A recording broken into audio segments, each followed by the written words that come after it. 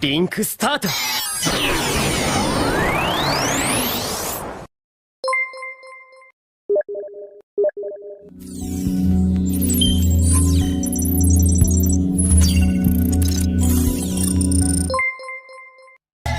Choose your character.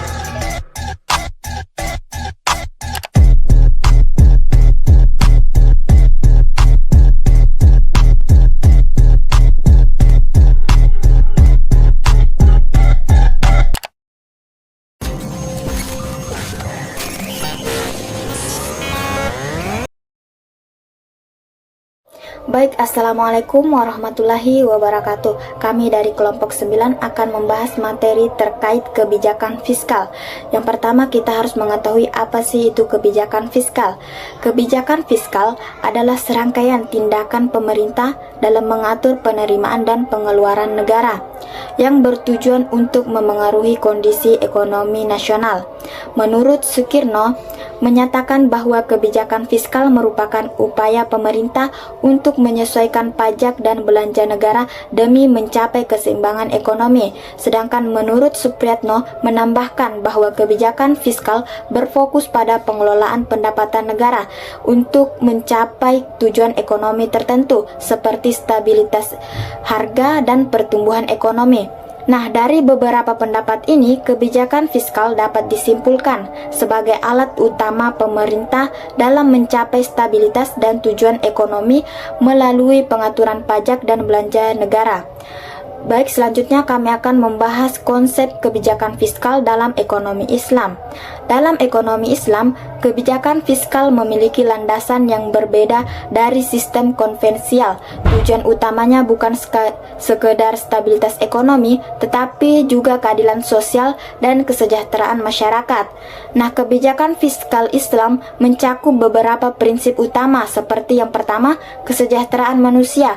Kebijakan ini diarahkan untuk mencapai kesejahteraan umat secara menyeluruh, bukan hanya kelompok tertentu. Kedua, keadilan sosial. Distribusi kekayaan harus merata dan mekanisme pengumpulan dan penggunaan sumber daya yang adil. Yang ketiga, penghindaran penimbunan kekayaan.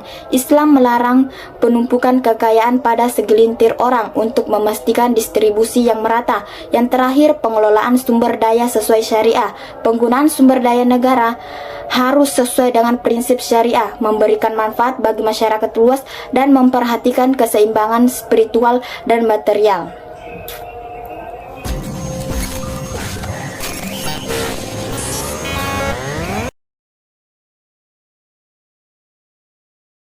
Baik, saya akan menjelaskan perbedaan kebijakan fiskal dalam ekonomi Islam dan konvensional. Yang pertama, sumber pendapatan.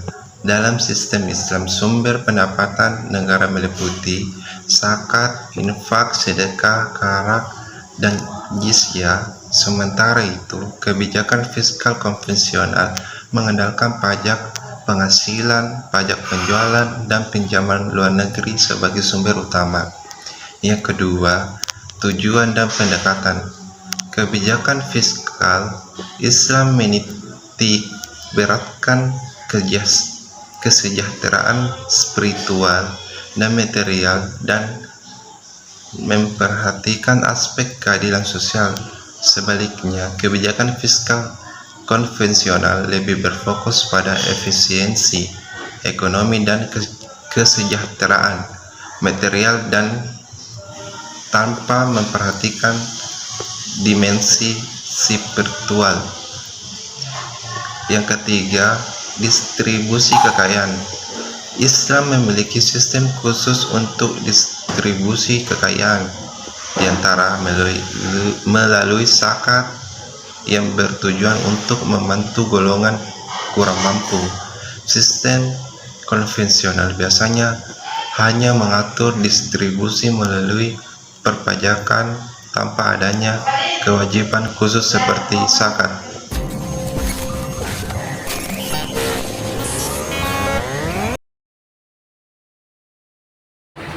Baik, untuk materi selanjutnya adalah dampak kebijakan fiskal terhadap perekonomian di Indonesia. Kebijakan fiskal memiliki dampak signifikan pada berbagai aspek ekonomi Indonesia, antara lain yang pertama ada pertumbuhan ekonomi. Peningkatan belanja pemerintah untuk membangun infrastruktur dapat mendorong pertumbuhan ekonomi, sementara pengurangan pengeluaran dapat memperlambatnya. Yang kedua ada pengangguran. Dengan mendorong investasi dan perkembangan sektor-sektor strategis, kebijakan fiskal dapat membantu mengurangi pengangguran. Yang ketiga ada inflasi. Kebijakan fiskal ekspansif dapat meningkatkan permintaan dan berpotensi memicu inflasi. Kebijakan kontraktif di sisi lain membantu mengendalikan inflasi. Keempat ada defisit anggaran.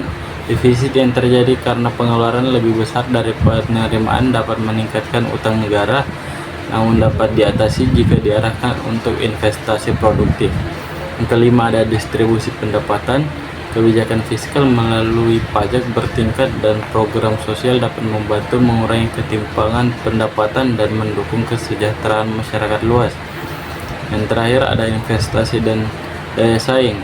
Kebijakan yang mendukung investasi khususnya di sektor infrastruktur berpotensi meningkatkan daya saing nasional dan menarik investasi lebih besar dari sektor swasta.